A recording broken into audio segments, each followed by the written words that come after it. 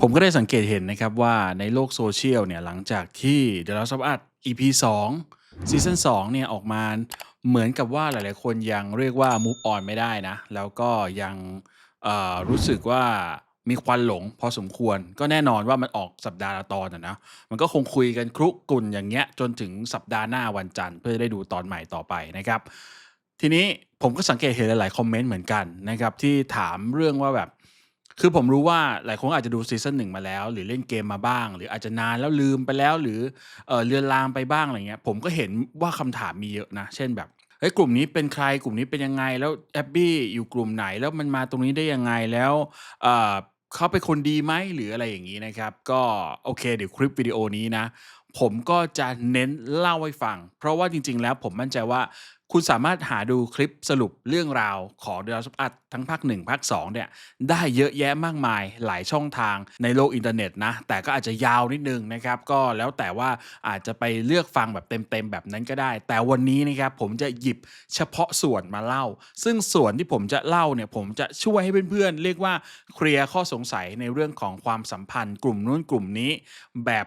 ง่ายๆเข้าใจง่ายๆและคุณสามารถเก็ตเลยว่าไอ้นี่มันทำอย่างนี้เพราะอะไรทำไมแอบบี้ถึงฆ่าโจนะโจมันไปทำอย่างนี้ตอนนั้น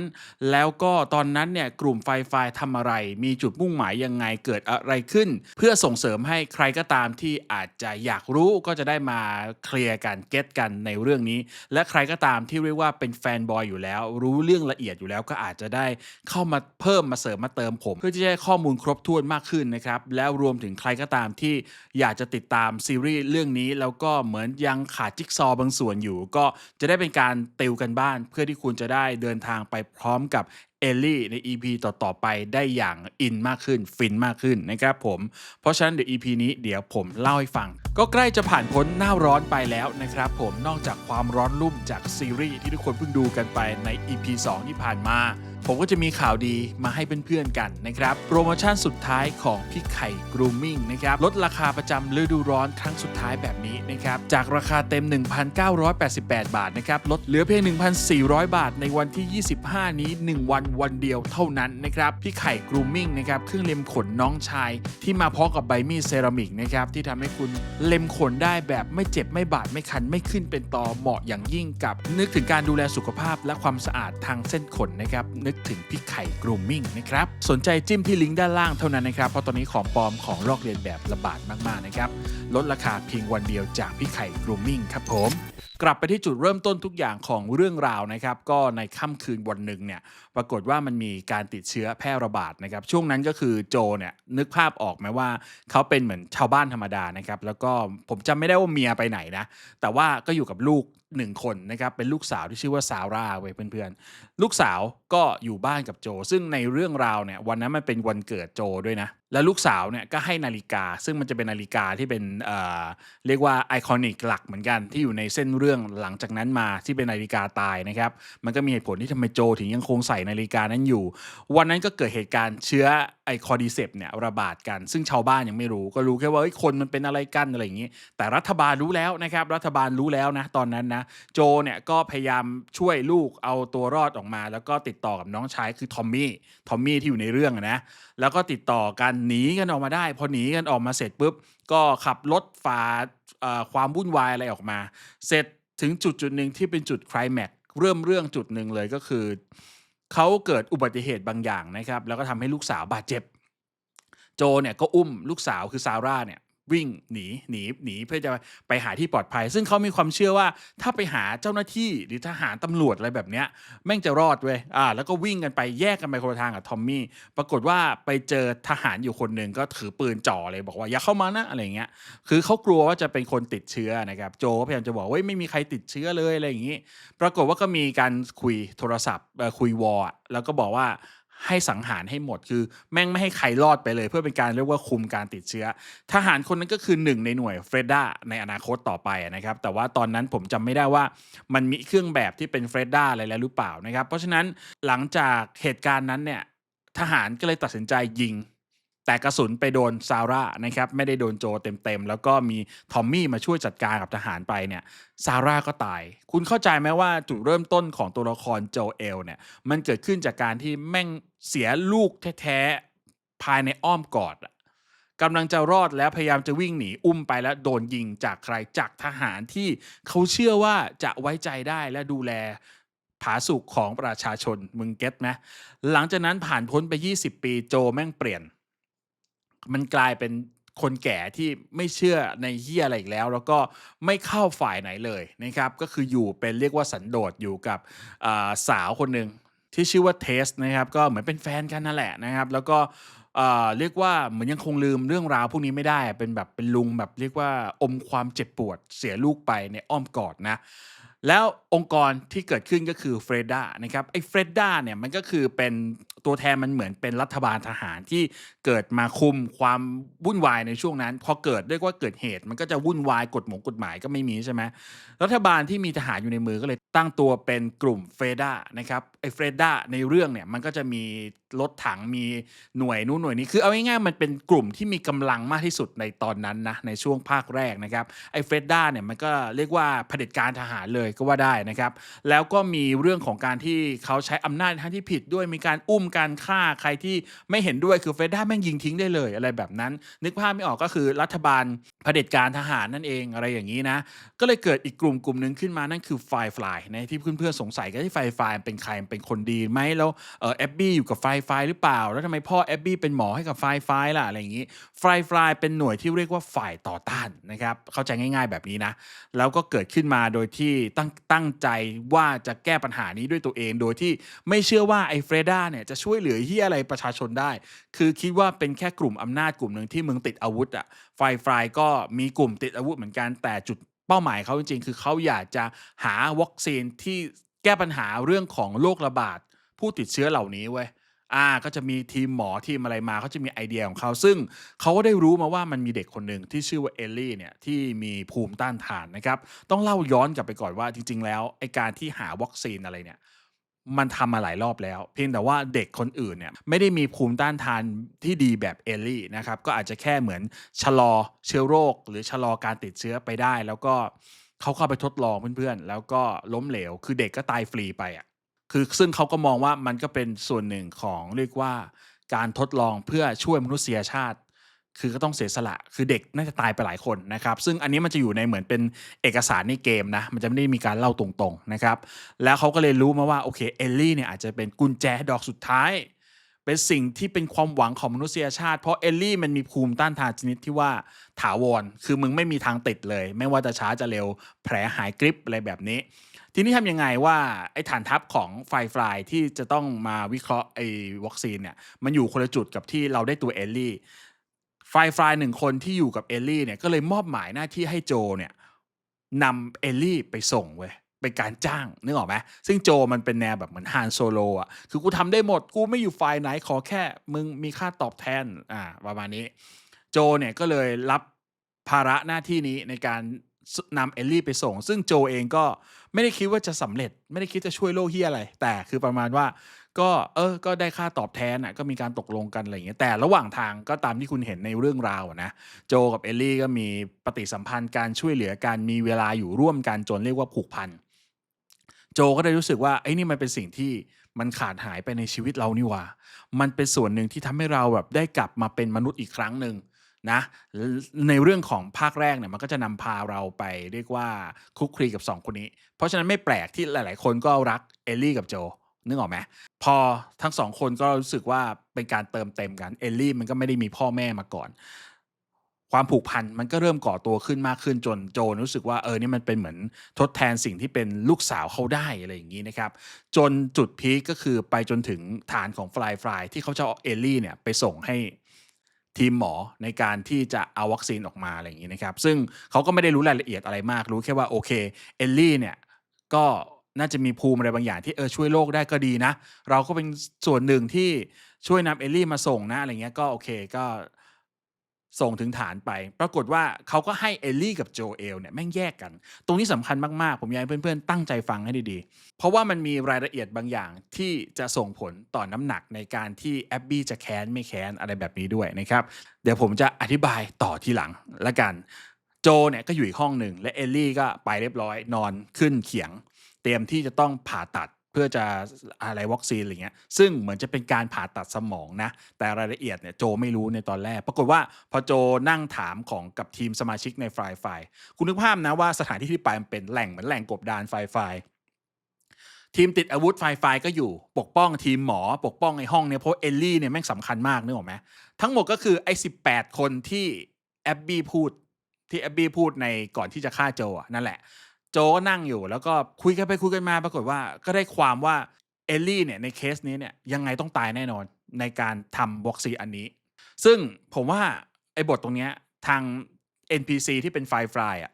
ก็อาจจะแบบพูดได้เพราะว่ามึงไม่ใช่พ่อแท้ๆเข้าใจไหมถ้ามึงเป็นพ่อแท้ๆแล้วอยู่ดีมีคนมาบอกอ๋อลูกคุณจะต้องตายนะครับจากการสกัดวัคซีนเพื่อไปรักษาโควิดอะไรแบบเนี้ยมึงก็คงไม่ยอมนึกว่าออกไหมมึงคงไปเฮียบ้าหรือเปล่าทำไมกูต้องเสียชีวิตลูกกูทุกคนต้องคิดดีๆนะหลายคนจะชอบพูดว่าเฮ้ยทำไมโจแบบแม่งเห็นแก่ตัววะมึงนึกภาพว่าเหมือนเป็นลูกมึงก็ได้หรือเป็นน้องหรือเป็นใครก็ตามที่มึงรักมากอะแล้วมึงนึกถึงช่วงโควิดนะ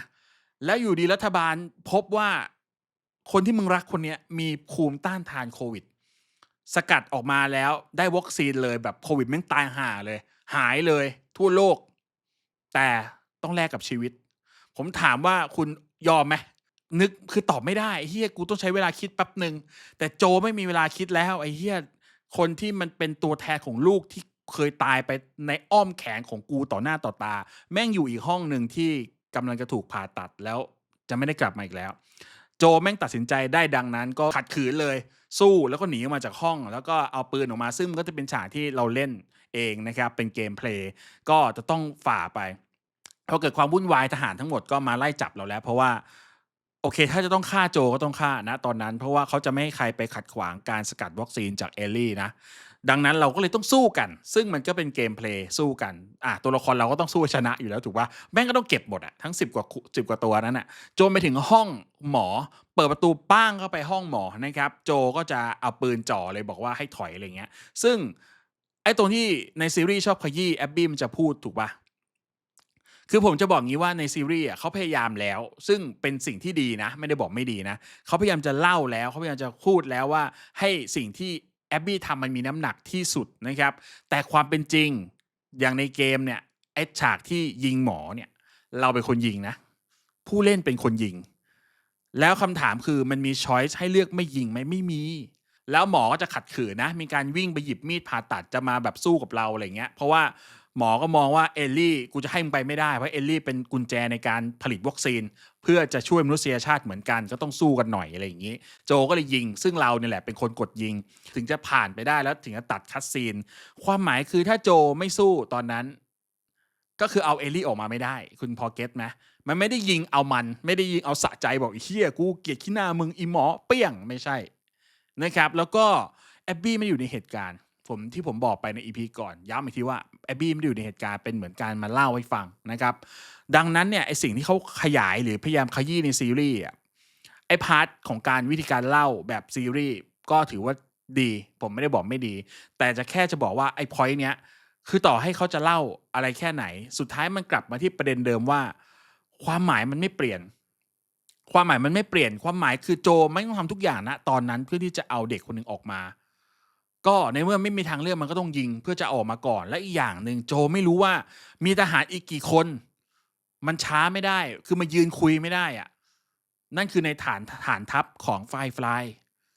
เขาก็ยิงเสร็จปั๊บแล้วก็เลยอุ้มเอลลี่ออกมาเป็นฉากเดียวกับตอนอุ้มซาร่าเลยไอ้เฮียตอนแรกที่อุ้มซาร่าหนีแล้วก็ทหารยิงตายเหมือนกันเลยเอลลี่ก็อุ้มมาแล้วแบบคือโจเสียงแม่งสั่นเลยนะในตอนที่ถ้าใครได้เล่นนะหรือหาวิดีโอย้อนกลับไปดูก็ได้โจมันจะเรียกเอลลี่ตลอดเลยแล้วก็แบบมันจะพูดตลอดเลยว่าแบบฉันมาแล้วฉันมาแล้วอะไรแบบเนี้ยแล้วเสียงแม่งสั่นเลยคือแม่งคงจะแบบคืออันนี้ต้องชม Naughty Dog นะแม่งใส่ใจรายละเอียดถึงขั้นว่า emotional ของโจนะตอนนั้นผมว่ามันคง relate ไปถึงตอนที่เสียลูกไปอะแล้วก็เอ้ยกูจะต้องรอบนี้กูต้องช่วยได้แล้วก็เลยอุ้มเอลลี่ออกมาโดยไม่คิดหรอกว่าไอ้ที่ยิงไปมันเป็นพ่อไข่มึงเข้าใจความหมายผมปะถามว่าไอ้สิ่งที่ไฟทำถูกไหมก็ถูกคือเขาพยายามจะช่วยโลกสร้างวัคซีนจริงๆไม่ได้มีนัยยะไม่ได้สร้างเอาไปขายอะไรอย่างงี้ไม่ใช่นะแต่ว่า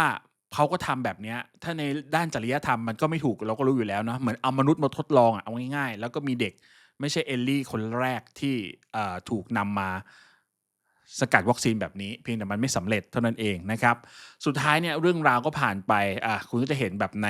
พาร์ท2คุณจะเห็นแบบในซีซั่น2ก็คือโจเอลลี่มันก็จะห่างๆกันด้วยความที่โจก็โกหกแหละก็ไม่ได้บอกความจริงว่าทำไมถึงยิงพวกนั้นตายคือช็อตนี้คือช็อตที่โจเห็นแก่ตัวแล้วก็เหมือนกับรู้สึกว่ากูเสียมึงไปไม่ได้แล้วอะถ้ากูทำผิดรู้ไหมรู้ แต่กูเสียมึงไปไม่ได้ก็แล้วแต่เพื่อนๆตัดสินนะว่ามันถูกหรือมันผิดยังไงนะครับทีนี้มาเรื่องของหน่วย WLF นะครับก็คือหน่วยของ Abby นั่นเองนะครับคือหลังจากเหตุการณ์นั้นน่ะเขาบอกเลยว่าไฟล์ก็เริ่มแย่เลยนะเพราะโจแม่งเหมือนซัดไปเรียบเลยแต่ผมก็งงไฟล์มันมีทั้งหน่วยมันมีแค่10กว่าคนเหรอวะแต่เอาเป็นว่าหลังจากเหตุการณ์นั้นเนี่ยก็มีปัญหาเยอะแยะมากมายด้วยความวุ่นวายที่โจสร้างไว้ทำให้ไฟล์เนี่ยแทบจะแตกสลายไปเลยนะครับ แล้วก็มาเกิดหน่วยใหม่นะครับซึ่งแอบบี้เนี่ยก็สมซานหนีมาพึ่งกับหน่วยนี้ก็คือหน่วย Washington Liberation Front หรือว่า WLF นั่นเองนะครับหรือที่เป็นสัญลักษณ์หมาป่านั่นแหละก็คือเป็นกลุ่มใหม่ที่เกิดขึ้นมากลุ่มนี้ผมต้องบอกงี้กลุ่มนี้มันจะไม่เหมือนไฟคือกลุ่มนี้เป็นกลุ่มที่เรียกว่าเหมือนเดบิวต์ขึ้นใหม่นะครับเกิดจากคนที่มีความเด็ดเดี่ยวมากกว่าคือเหมือนสมมุติเราเคยได้ยินไหมว่า กลุ่มต่อต้านที่ชนะเผด็จการแล้วขึ้นมาเป็นเผด็จการซะเองอะ WLF เนี่ยมันก็เกิดจากกลุ่มนู้นกลุ่มนี้แตกกันมารวมกันโดยผู้นำคนหนึ่งที่ชื่อไอแซคมั้งจำไม่ได้ละแล้วก็เรียกว่าติดอาวุธเหมือนกันแล้วก็เอาชนะไอเฟรดด้าได้ไอเฟรดด้านี่คือเกลี้ยงเลยนะเฟรดด้าก็คือมันเป็นกลุ่มรัฐบาลทหารในตอนแรกอะพอชนะเสร็จยุทโธปกรณ์ทั้งหมดก็คือกลายเป็น WLF เนี่ยคือเอามาใช้งานหมดเลยทำให้ในตอนพาร์ทของซีซั่น2เนี่ย WLF จะเป็นกลุ่มที่มีอำนาจขึ้นมาซึ่งคือกลุ่มแอบบี้นั่นเองนะครับแล้วก็มีความคิดที่ไม่เหมือนกับไฟด้วยคือเขามองว่าไฟก็เป็นแบบมึงโลกสวยเกินไปอะไรเงี้ยบางทีเราต้องแบบใช้กำลังกันบ้างเพื่อจะได้บรรลุเป้าหมายก็จะเป็นสายเถื่อนนิดนึงเป็นเผด็จการอีกแบบหนึ่งละกันคือมันไม่ใช่เป็นการล้มเผด็จการเดิมเพื่อสร้างมาตรฐานใหม่แต่มันเป็นการล้มเผด็จการเดิมแล้วก็สร้างเผด็จการรูปแบบใหม่ขึ้นมาอีกอันหนึ่งนะครับดังนั้นก็รู้จักเอาไว้ด้วยว่านี่ก็คือกลุ่ม WLF นะซึ่งเพื่อนๆจะตีความว่ามันดีหรือไม่ดีก็แล้วแต่ในมุมมองผมอะแม่งก็ไม่มีดีอะมันก็แย่กันหมดอะเพราะว่าทุกคนก็ทำเอาเป้าหมายของตัวเองนะครับไม่ได้สนใจเรื่องของความถูกต้องอะไรอยู่แล้วนะเพราะว่ามันไม่ได้มีกฎหมายอะเพื่อนๆนึกออกป่ะมันเป็นกฎหมู่มันเป็นกฎที่เรียกว่าเบ็ดเสร็จเด็ดขาดที่มึงทำอะไรก็ได้โดยที่ใครถือปืนก็ถูกอะนึกออกไหมมันก็จะเป็นอย่างนั้นนะครับดังนั้นในซีซั่น2เนี่ยมันก็จะเป็นกลุ่มที่มีอำนาจสูงสุดมันจะเป็น WLF จริงๆมันมีหลายกลุ่มนะถ้าเคย ตั้งเดี๋ยวถ้าคุณดูไปเรื่อยๆดีน่าจะเล่าถึงกลุ่มมีที่เม็กซิโกที่อะไรเงี้ยมันจะมีกลุ่มแบบนี้เยอะแล้วก็ศัตรูตัวใหม่ที่จะมาชนกับกลุ่ม WLF มันคือกลุ่มสกากลุ่มสกาเนี่ยก็จะเป็นอีกแนวหนึ่งเป็นแนวแบบลัทธิเคร่งศาสนาจะเป็นกลุ่มแนวแบบเวียดนิดนึงใช้เรื่องของมีพิธีกรรมแปลกๆเถื่อนๆอะไรอย่างนี้นะครับก็จะต่อสู้กันซึ่งดังนั้นในการดู EP ต่อๆไปเนี่ยคุณจะได้เห็นว่าเอลลี่ ในการตามหาทีมของแอบบี้ที่จะไปแก้แค้นเนี่ยก็ต้องเจอพวกสกาพวก WLF เนี่ยตลอดทางนะครับกว่าที่เขาจะไล่จัดการทีละคนได้อะไรแบบนี้นะครับดังนั้นก็หวังว่าประเด็นของแต่ละคนที่ว่ามันทำอะไรทำไมอะไรเงี้ยก็เพื่อนๆน่าจะพอเก็ตกันนะครับส่วนแอบบี้ก็ได้รับรู้เรื่องทั้งหมดเนี่ยมาอีกทีหนึ่งนะซึ่งก็นั่นแหละเขาก็ฟังคนอื่นเล่ามาเนี่ยว่าโจยิงแบบไอ้พ่อไม่ได้ถืออาวุธเลยอะไรแบบเนี้ยแต่ก็ด้วยสถานการณ์นะโจอยู่คนเดียวนั่นคือฐานทัพแล้วโจพยายามจะช่วยเด็กคนนึงออกมาผมพอเข้าใจว่าเขาเจอใครเขาต้องยิงหมดอะที่ขัดขืนเขาหรือว่าพยายามขวางไม่ให้เขาไปอะต่อให้ไม่มีอาวุธนึกออกใช่ไหมเพราะว่าถ้าโดนจับได้ผมว่าโจก็ตายณตอนนั้นนะครับและเอลลี่ก็ตายแน่นอนไม่มีมาให้เราเห็นกันตอนต่อจากนี้ซึ่งก็ถามว่าแอบบี้ผิดไหมก็ตอบไม่ผิดก็ได้นะครับเพราะว่าก็มันเป็นพอยต์ของการสูญเสียพ่อซึ่งผมจะพูดบ่อยว่าไอ้การใช้วิธีแบบให้มีพ่อตายแม่ตายเมียตายผัวตายแล้วแค้นเนี่ยมันเป็นเหมือนการโกงพล็อตนิดนึงเพราะว่ามันเป็นจุดที่แบบเราเถียงไม่ได้นึกภาพออกไหมแต่คนที่เขาเก่งในการเล่าอ่ะเขาจะใส่น้ำหนักซึ่งในซีรีส์เขาพยายามแล้วแต่มันทำไม่ได้มากกว่านี้เพราะว่าสารตั้งต้นเดิมอ่ะมันเป็นของวิดีโอเกมมันทำมาแค่นั้นที่ผมจะสรุปให้ฟังก็คือการตายต่อให้เป็นการที่พ่อตาย ถามว่าเฮ้ยพี่มันน้ำหนักยังไม่พออีกเหรอวะถามผมนะในแง่ของเอนเตอร์เทนเมนต์เนื้อเรื่องของเกมของหนังผมตอบเลยว่าใช่ไม่พอมันน้อยไปคำถามคือคุณรู้ได้ยังไงว่าแอบบี้กับพ่อสนิทกันแค่ไหนคุณไม่รู้เลยนะคุณรู้ไหมว่าเส้นเรื่องตรงเนี้ยมีนิดนึงที่อาจจะเขาหลวมไปนิดนึงแล้วพลาดไปนิดนึงผมหมายถึงว่าตั้งแต่เกมนะไม่ได้ติเรื่องของซีรีส์นะก็คือเขาไม่เคยเล่าโมเมนต์ของแอบบี้กับพ่อเลยเว้ย มันทำให้เราไม่อินว่าแล้วมึงเป็นพ่อลูกกันแล้วพ่อตายแล้วยังไงแล้วมึงจะมาแค้นขนาดมาไล่ตีอะไรขนาดนี้เลยเหรอจริงๆเจอหน้ายิงทิ้งเฉยๆก็ได้อะไรอย่างงี้พอเก็ตไหมมันดูแค้นมากเลยอะเหมือนมันจับพ่อมึงไปถลกหนังทำกระเป๋าอะนึกออกเปล่าหรือทำอะไรแบบไม่แย่กับพ่อมึงมากกว่านี้อะไรแบบเนี้ยแล้วก็เราไม่เก็ตความสัมพันธ์ของแอบบี้กับพ่ออะเราไม่เคยเห็นโมเมนต์เขาใช้เวลากับคู่เนี้ยน้อยมันเลยส่งผลให้เวลาที่มันมีอิมแพกออกมาตรงเนี้ยมันเลยค้านสายตา ซึ่งในโลกภาพยนตร์หรือวิดีโอเกมเราจะเห็นเยอะแยะพ่อตายถูกตัวร้ายฆ่าแม่ถูกตัวร้ายฆ่าอะไรอย่างเงี้ยบางทีเราเห็นเราจนเบื่อแล้วถามว่าวิธีการแบบเนี้ยมันไม่ใช่ว่าใช้ง่ายนะไม่ใช่ว่าอ๋อเฮ้ยเราทำไงให้สองคนนี้แค้นกันดีว่าอ๋อนึกออกแล้วก็ให้ไอ้บีเนี่ยไปฆ่าพ่อไอ้เอแล้วกันไอ้เอมันจะได้มาฆ่าไอ้บีไงไม่ได้ง่ายไปมันต้องใส่มากกว่านี้ไม่ใช่ว่าเรื่องฆ่าไม่ได้จริงๆแค่ฆ่าเพื่อนก็โกรธได้แล้วแต่คุณต้องใส่น้ำหนักมากกว่านี้มันต้องมีอะไรมากกว่านี้ผมนึกถึงอะไรว่าผมนึกถึงไอ้ The Fast ภาคล่าสุดอะที่ไอ้ตัวละครที่เจสันมาโมอาเล่นอะไอ้ดันเต้อะพ่อมันคือไอ้มาเฟียบราซิลใช่ไหมผมรู้สึกแม่งประมาณนั้นเลยก็พ่อมึงตายแล้วไงอะแล้วมึงไม่ได้อยู่ตอนนั้นอะมันเป็นการเหมือนสิ่งที่ The Fast ชอบทำอะทำไงให้มีภาคต่อดีวะจับตัวละครหนึ่งมามึงเป็นลูกไงแล้วมึงก็เลยแค้นพวกพระเอกเพราะว่าไปฆ่าตัวสักตัวหนึ่งในอดีตมาเพื่อให้แม่งมีภาค2ผมรู้สึกว่าภาค2ของในเกมอะมันเป็นแค่การที่อยากจะให้มีแอบบี้อะแล้วก็เหมือนนั่ง brainstorm กันกับทีมงานว่าเฮ้ยกูทำไงดีวะที่จะให้มีแอบบี้และแอบบี้เด่นดีแล้วก็เนี่ยกูจะต้องฆ่าตัวละครสักตัวหนึ่งอ๋อเอางี้แล้วกันต้องฆ่าโจเว้ยเพราะอะไรช่วงนี้การแบบเล่นตัวละครนำหญิงกำลังมา ก็เอาเป็นว่าเอางี้แล้วกันโจอะแม่งฆ่าคนไปเยอะเลยจริงๆทุกคนฆ่าคนไปเยอะหมดนะในเกมอะฆ่าคนยับเลยเพราะว่าคุณเอามาจากในเกมเนี่ยเพราะว่าในเกมโจเป็นคนเดินเข้าไปยิงแล้วให้คนเล่นเนี่ยยิงหมอถูกป่ะจริงๆทุกคนก็ฆ่าคนไม่มีอาวุธกันหลายรอบนะอาจจะถือแค่มีดแค่อะไรมึงก็ยิงนะหลายๆครั้งที่มีโอกาสเนี่ยแล้วก็จากที่เราไม่เห็นอีกอะก็มีเพราะฉะนั้นเนี่ยเอาเป็นว่าให้ไอ้โจเนี่ยไปฆ่าใครสักคนที่สำคัญมากๆแล้วให้ไอ้คนนั้นน่ะเป็นพ่อของตัวละครใหม่ที่เราจะสร้างเว้ยเพื่อน ง่ายไหม easy ซึ่งมันเป็นวิธีการคิดเหมือนคิดจากสิ่งที่มีแล้วย้อนกลับไปอะมันจะง่ายสำหรับการทำงานแต่มันยากพอเล่าออกมาแล้วมันจะเกิดรูรั่วเยอะเพราะมันไม่ได้ถูกปูมาแต่แรกมันไม่ถูกปูมาแต่แรกว่าจะต้องมีพ่อเป็นคนสำคัญนะต้องนู่นต้องนี่นะต้องอะไรอย่างงี้เพราะว่าจริงๆถ้าใครตามข่าวในช่วงแรกๆนะตอนทำภาคแรกเนี่ยมันมีประเด็นของการที่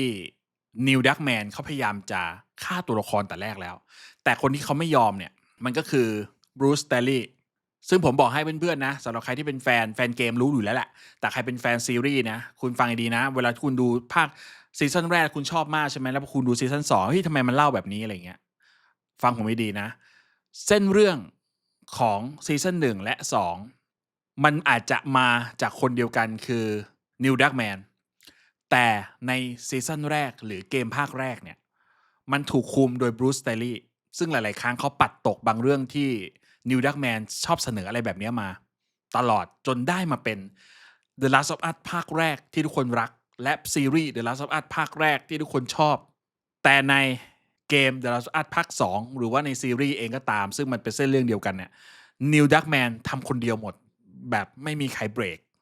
ฝากไว้แค่นี้ ดังนั้นผมสรุปให้ง่ายๆแบบนี้นะครับว่าเรื่องราวการล้างแค้นพวกเนี้ยตั้งแต่วันที่โจเอลไปฆ่าพ่อเขาจนช่วยเอลลี่มาและเอลลี่เดี๋ยวก็จะต้องตามล้างแค้นคืนตามล้างแค้นคืนไปเรื่อยๆจนสุดท้ายแม่งเสียทุกฝ่ายนะครับแต่มันจะมีอยู่เรื่องหนึ่งที่ผมอยากจะบอกเพื่อนๆนะหลายคนอาจจะคิดว่าเขาพยายามจะสอนไงบอกแง่คิดว่าเวรย่อมระงับด้วยการไม่จองเวรการล้างแค้นนั้นการแก้แค้นการมีแต่ให้ผลเสียเพราะว่าหลังจากนี้คุณก็จะเดาใช่ไหมว่าเดี๋ยวมันก็คงจะเห็นผลเสียที่